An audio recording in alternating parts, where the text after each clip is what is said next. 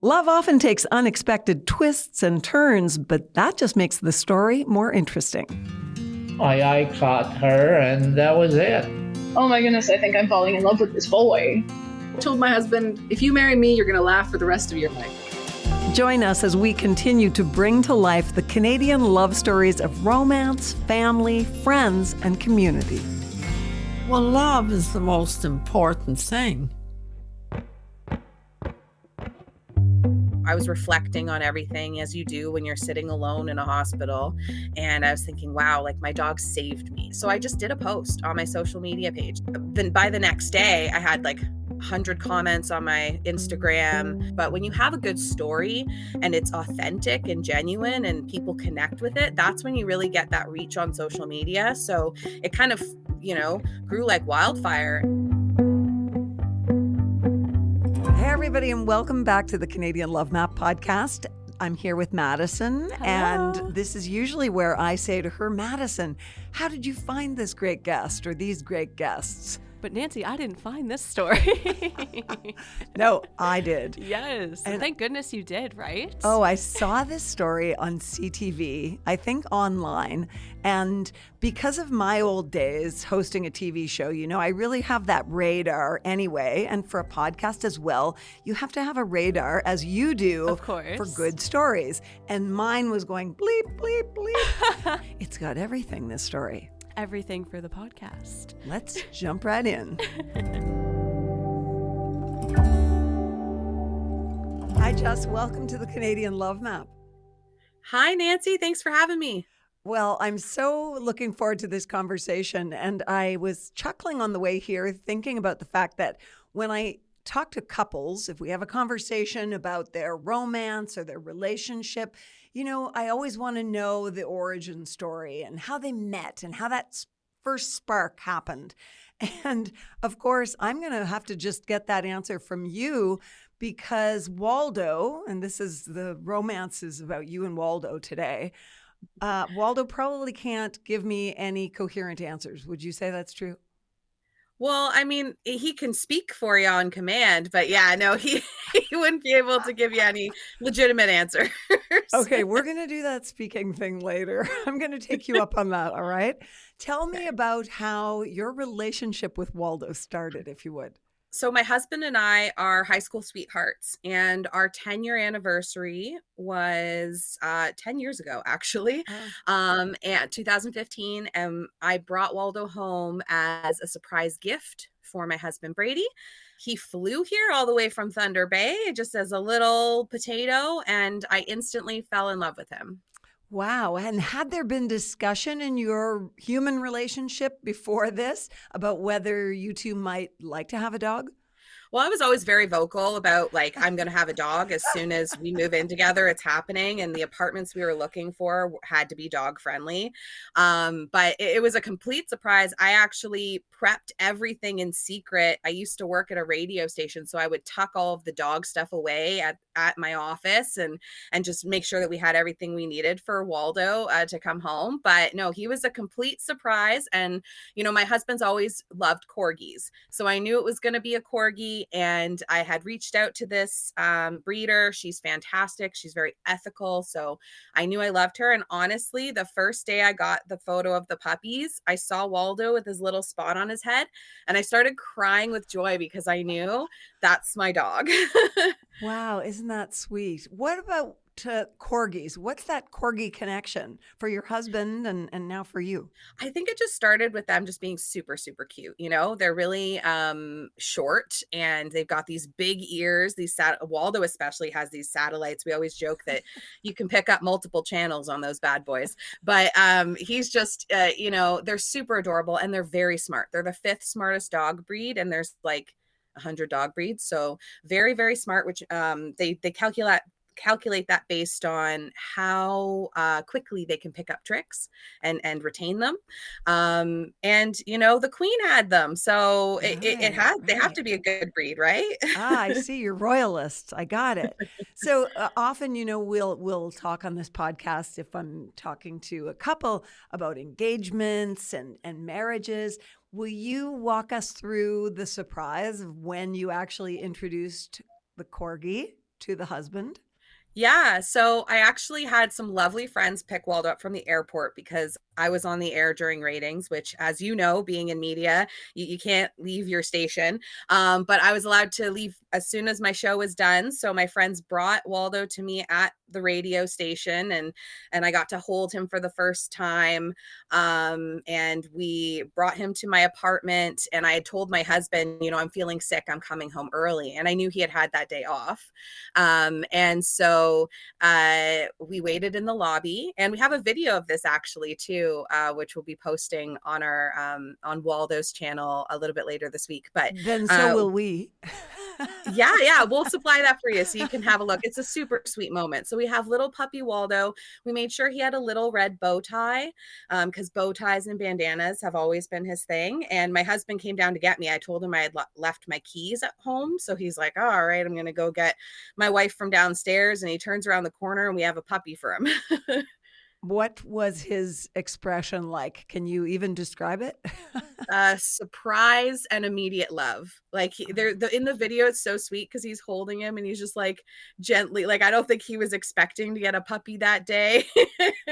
And plus, corgis, especially Waldo, are little potatoes. Like they are just these tiny little cute things with short little legs.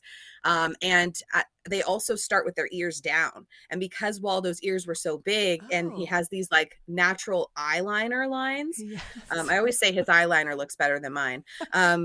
But because of that, he looks so sad. So you just got this little puppy face and this little body. And they're so cute. Yeah, that is interesting. It really is like a love at first sight, isn't it? Mm-hmm. When you know that puppy is yours. It took me a long time. I didn't ever have a dog until I was an adult and had kids of my own. And I was sort of in the same boat as you. You let your husband know this was going to happen. It wasn't so much a negotiation. It was a little bit like that in my house. I might have tricked him into thinking he had a voice, but not really. And they just bring so much love into your life. How did it change your life? Well, I wanted a dog throughout childhood. Like but it just wasn't something we could do because my mom was allergic. So that's how I knew like that, I'm getting a dog. And I had done so much research on how to train a dog. And like, I'd never owned one before. YouTube videos were life-saving because you can learn anything on YouTube.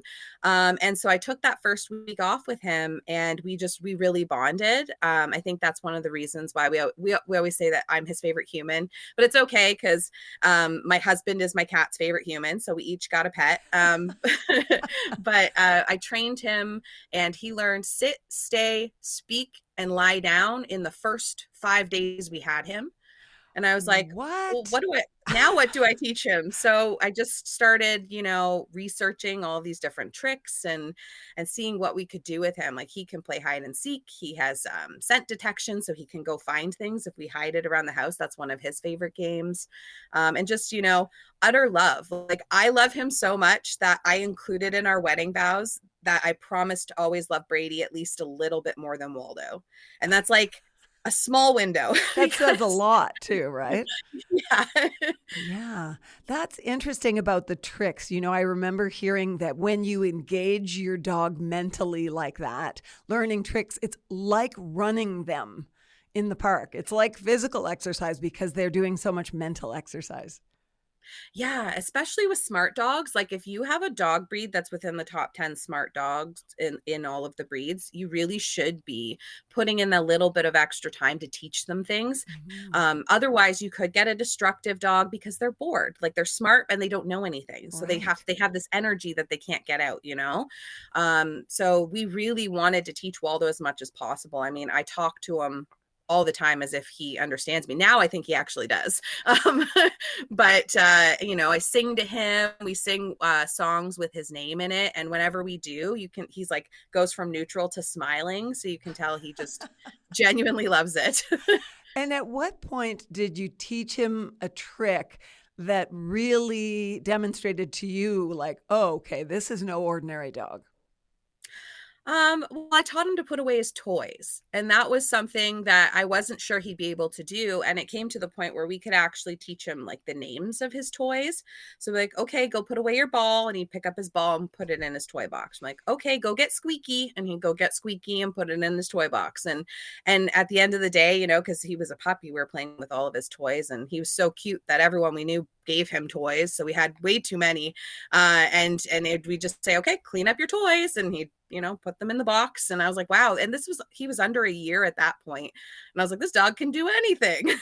I'm feeling like a very inadequate dog mother at this moment. I have to tell you. Well, to be fair, that's impressive. I don't have kids, and I had some time on my hands at the time, and I was so obsessed with like how smart he was that I wanted to teach him as much as possible. And that's it. Once you start down a path like that and see the reward or fulfillment of the reaction and the learning on his part, I'm sure it's kind of addictive. Like, okay, what can we teach him next? It truly is. And I did have a friend at the time who also had a puppy who is Waldo's best friend. He's a Malamute, and they grew up together. And we kind of made it a competition because his dog is like the 40th smartest dog breed. So the fact that he knows pretty much all the tricks that Waldo does is super impressive. But I'd be like, I taught Waldo how to play dead. And be like, okay, I'm going to teach Bowen that. And we kind of had this like friendly competition. And by the end of the first year, both dogs were well trained. Oh my goodness. Okay. At what point did you say, this dog deserves to be seen by the world? Probably from day one. Like I've always been obsessed with Waldo. Like I used to joke, I'm his PR rep. Like I want Waldo to be famous. Like I think he should be. And I also, you know, we'll get into the accident a little bit later, but I was joking with my friends that I must have manifested this because all of the interest that is going on with Waldo, but I should have been more specific with how it happened with the universe.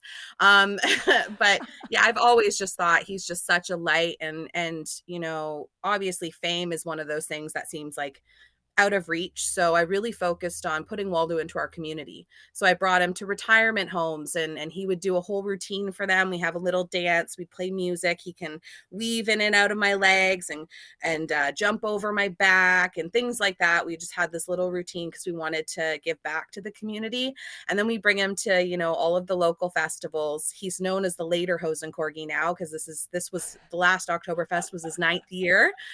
We put him in Lederhosen and we take him around, and he says hi to people, and it's a good time. I have to say, I have seen video of that on his TikTok account, and I thought, when I watched it, I thought, isn't it fascinating that we as humans just love animal videos like that, cat and dog videos? What is it about them that makes people just kind of melt?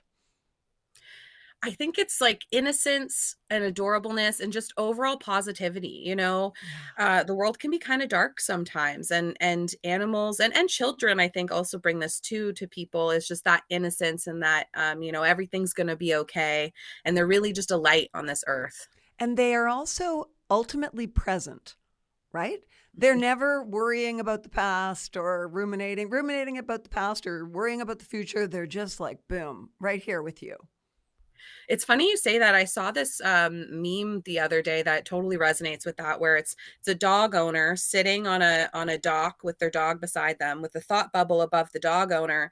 And it's like groceries, you know, chores, dinner, all these things. And then the thought bubble above the dog is just the picture of what they're seeing. Yes. Oh, we could all, we definitely could all take a lesson from that.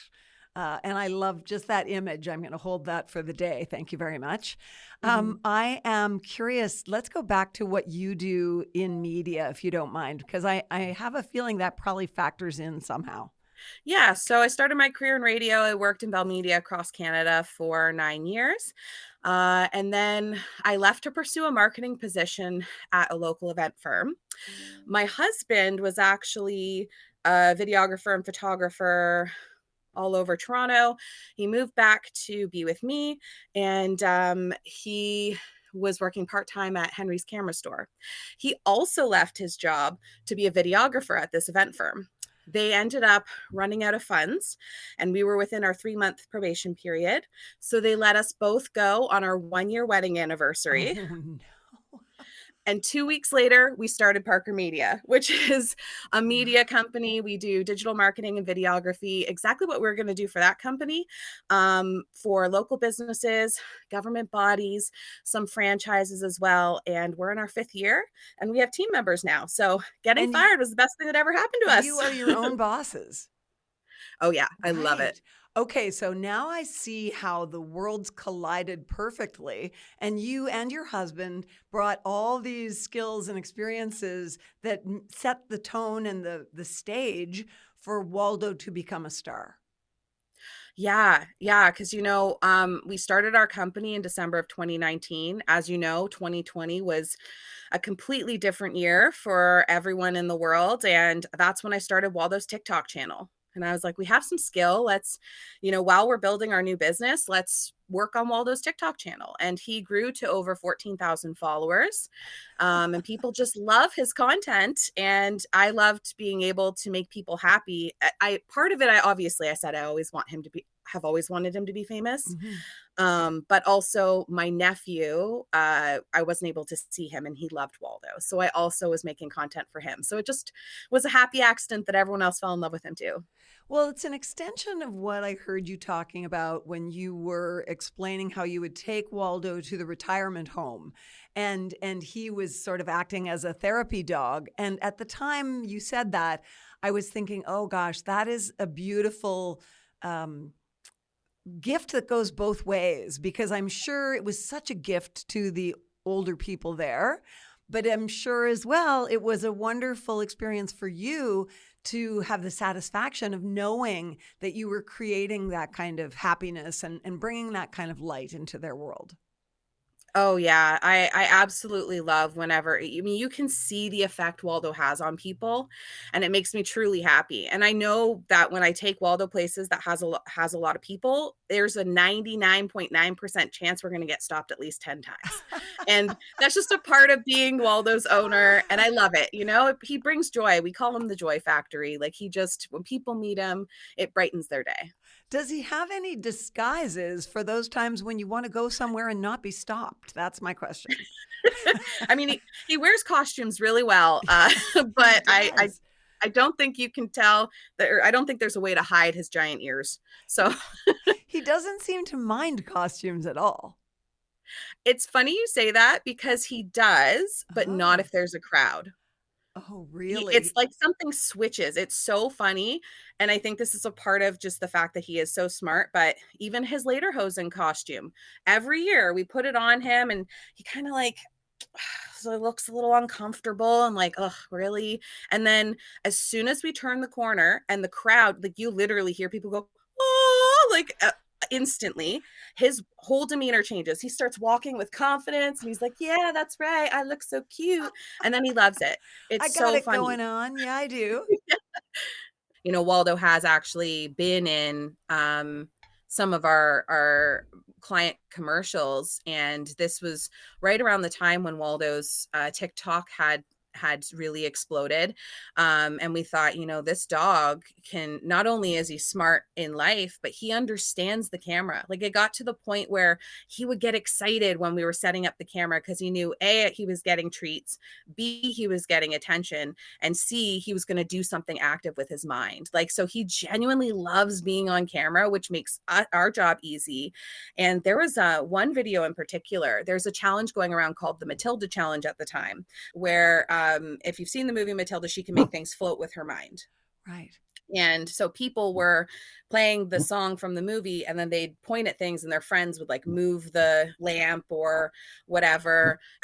So we did that challenge for a client called Locker Hooks, where they have a lot of uses for their product, but one of them is organizing dog stuff. And Waldo has a whole lot of bandanas. So we were like, this is perfect. And I'm the creative in our household, and Brady's creative too, but he's also the logistics person. So I was like, I want Waldo to make bandanas float. How do we make that happen?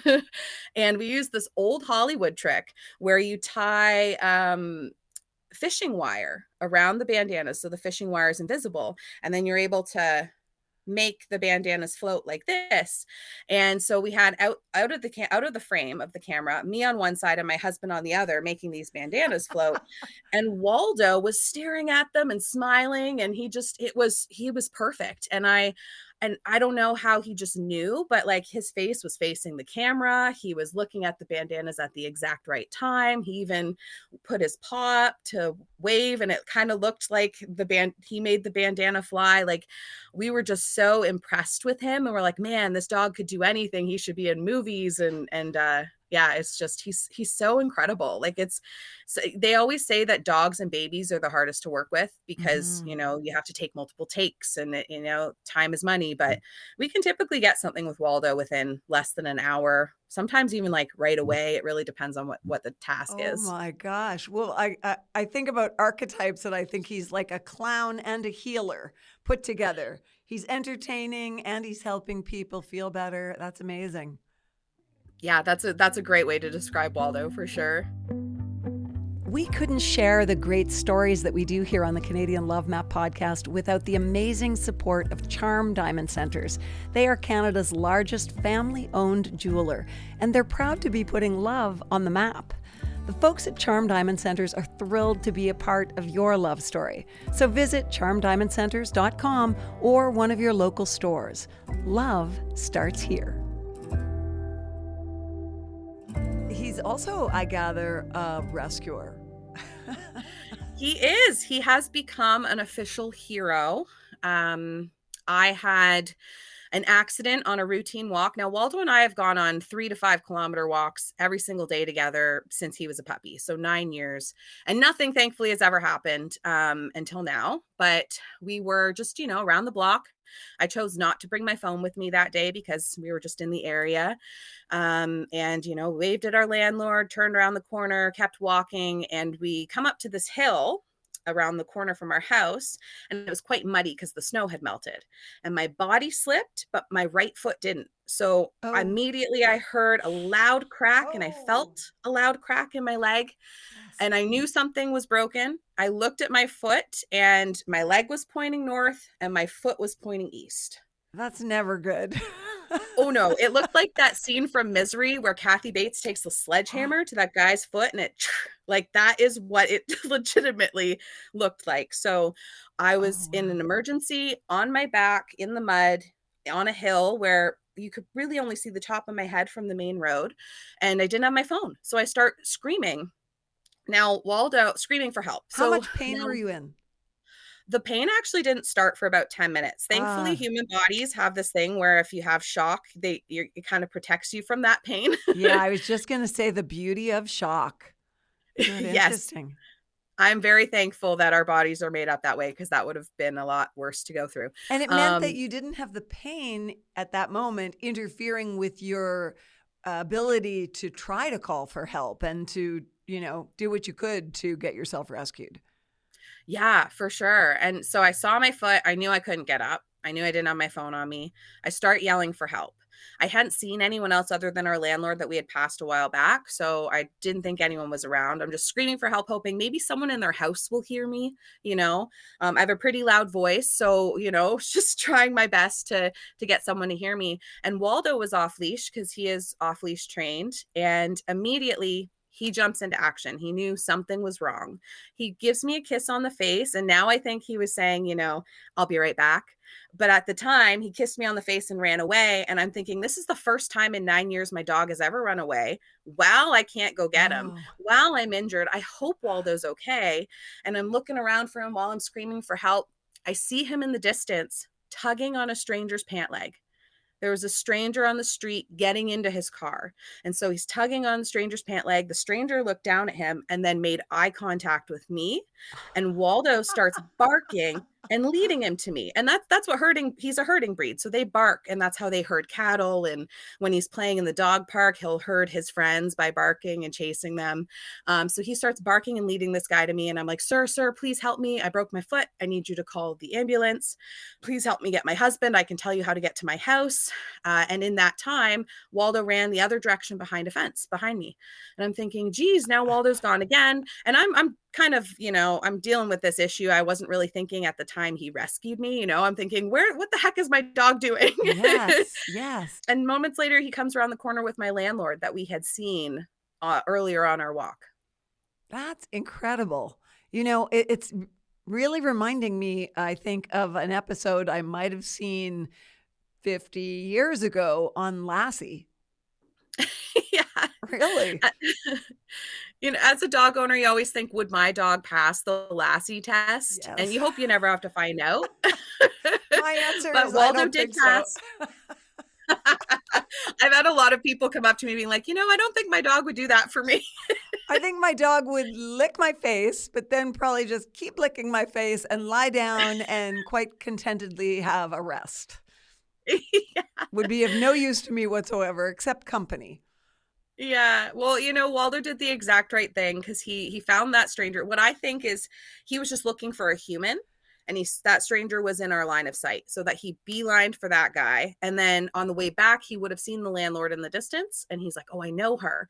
So he ran to her. And I had asked my landlord after, once I had, had everything situated at the hospital, because I wanted to make sure, like, am I delirious? Like this is my recollection of what happened, but my foot was like off of my body. So maybe I'm, misthinking, like misunderstanding what happened. Mm-hmm. And she told me in this text that she saw Waldo with a stranger without me, and then was like, oh, that's weird. Where's Jess? And then she saw Waldo running toward her, and she said, I knew something was wrong. And then she chased after Waldo and followed him to me. And did he bark when he got to her, or what was his way of sort of getting her attention?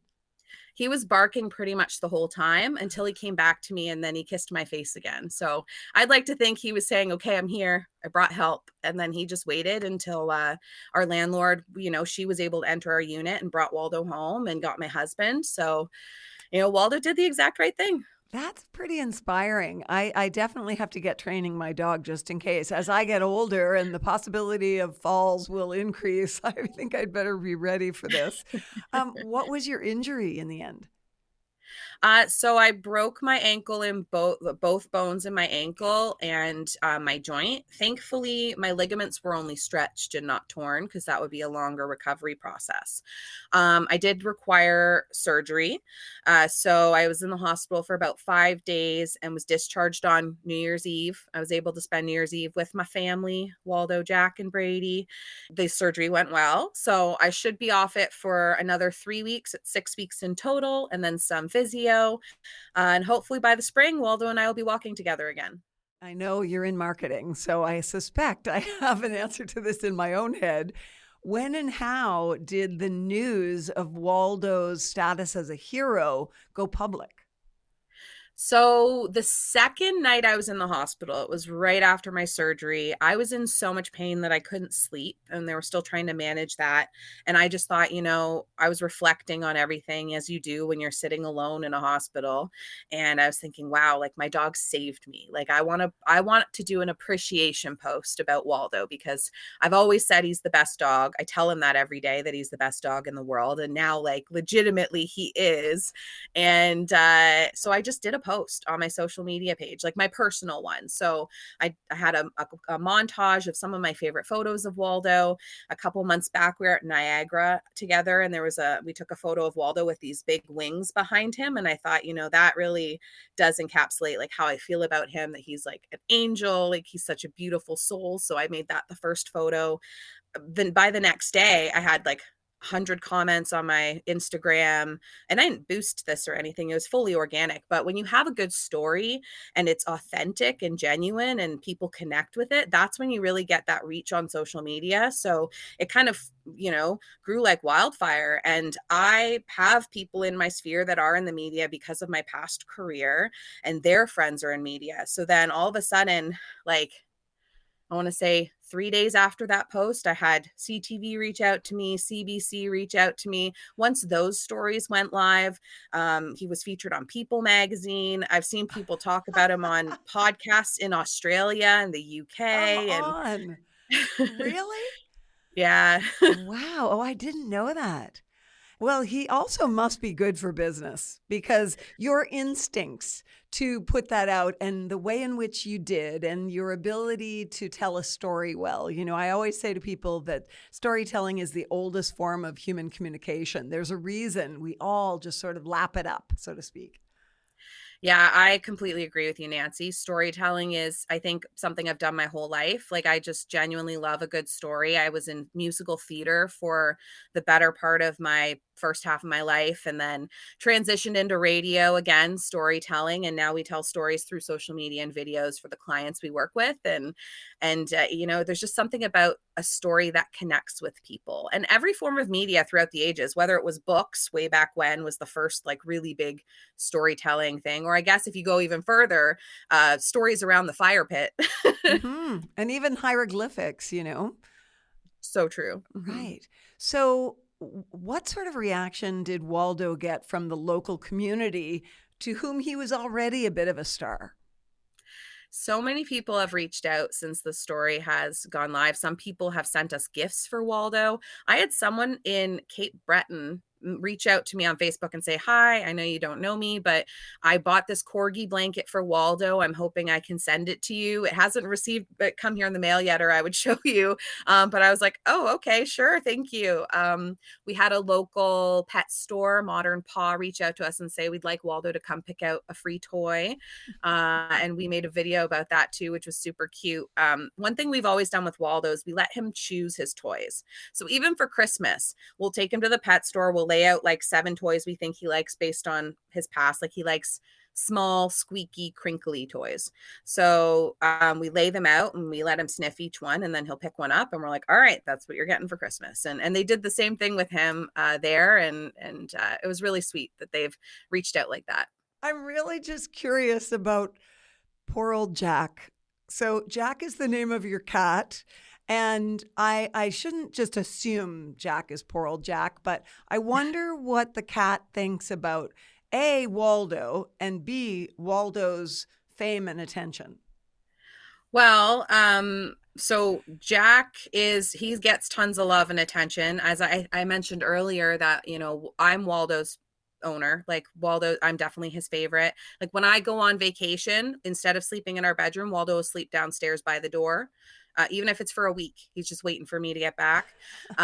Jack and my husband, Brady, have a really special bond. So they will spend most of their time together. Jack and Waldo get along very well, although kind of like brothers. They don't fight, but Jack likes to kind of mess with Waldo. So instead of walking around Waldo, he'll jump off of him to get to where he wants to go and things like that. But they've got a nice little friendship, and Jack is a very cuddly cat. So he is all over my husband 24/7. Okay, well then I feel better about that. It's interesting. I remember saying to my husband when I was trying to get him toward the idea of getting a dog, edge him there, that I had read a study that said it is really good for kids' self-confidence to have an animal, a dog in this case, but a pet. And it was particularly focused on dogs. And the study showed that it really gave them a high level of self-esteem because there was a constant unconditional love available to them. Your parents can be annoyed with you, your siblings can be annoyed with you, but your dog always just loves you. Does that resonate with you as an adult? 100%. It's not always easy being an adult. When you're younger, you think, "Oh, once I'm an adult, everything will work out." But that's when all of the craziness happens. So being able to come home to the love of our pets, and in Waldo's case, he does go with me pretty much everywhere.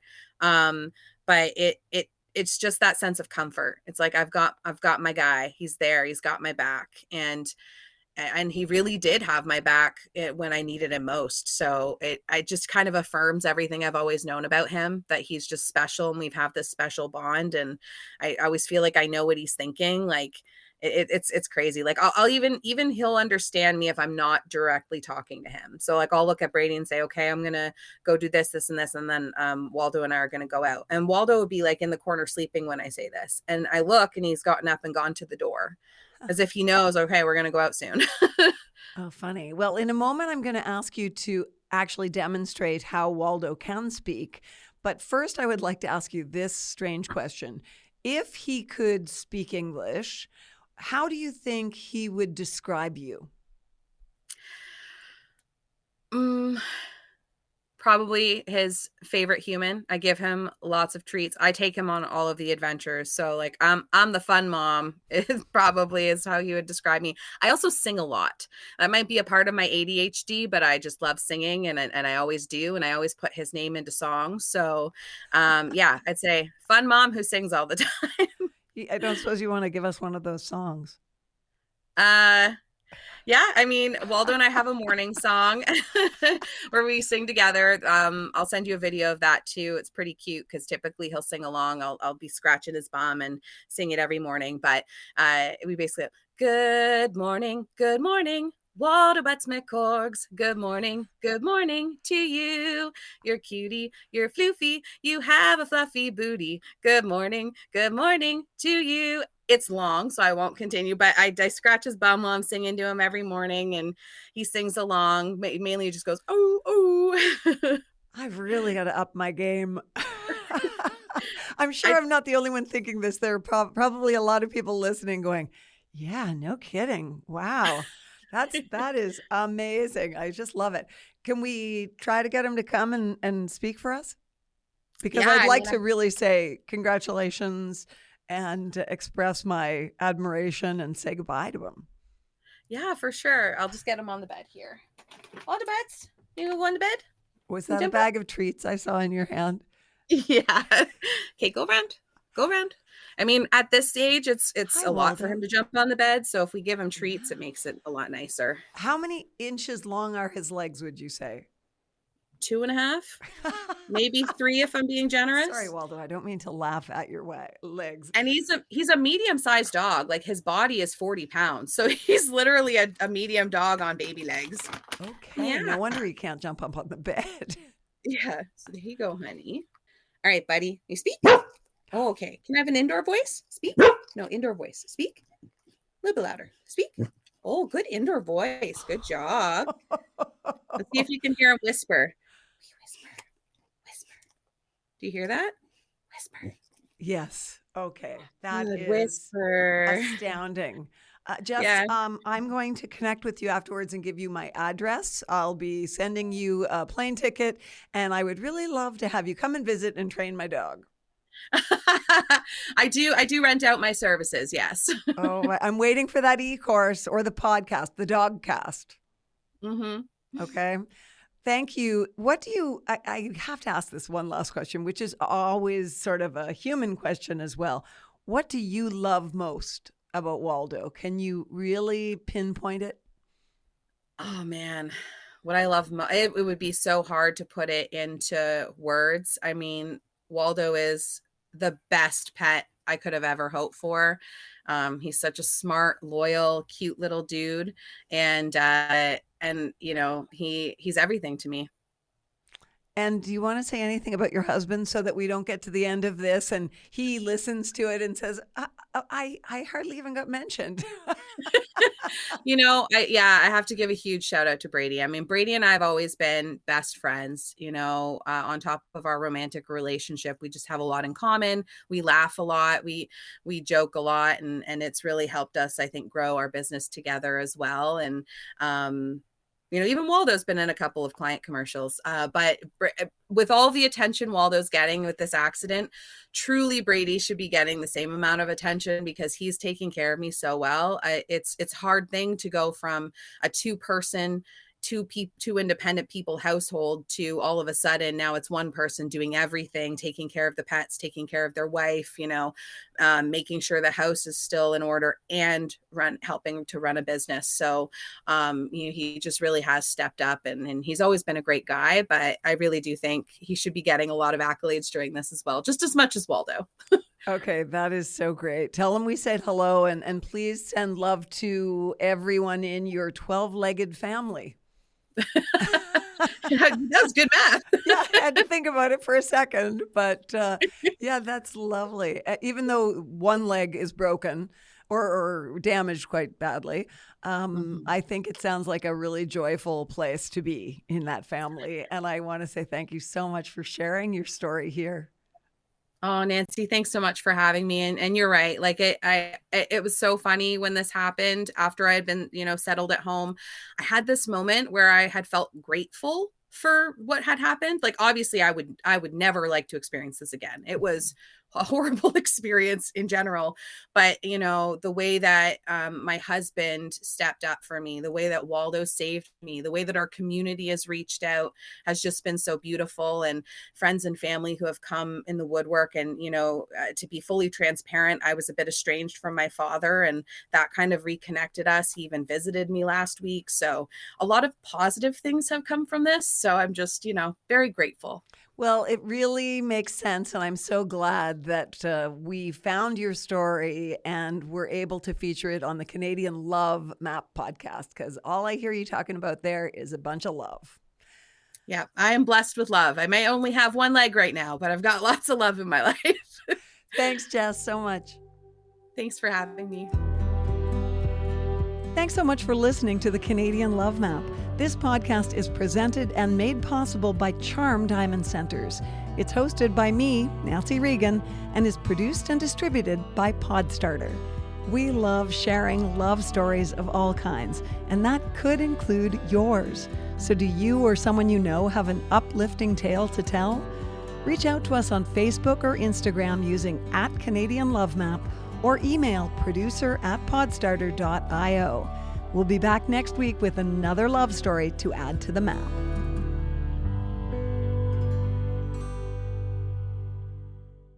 You've been listening to a Podstarter production.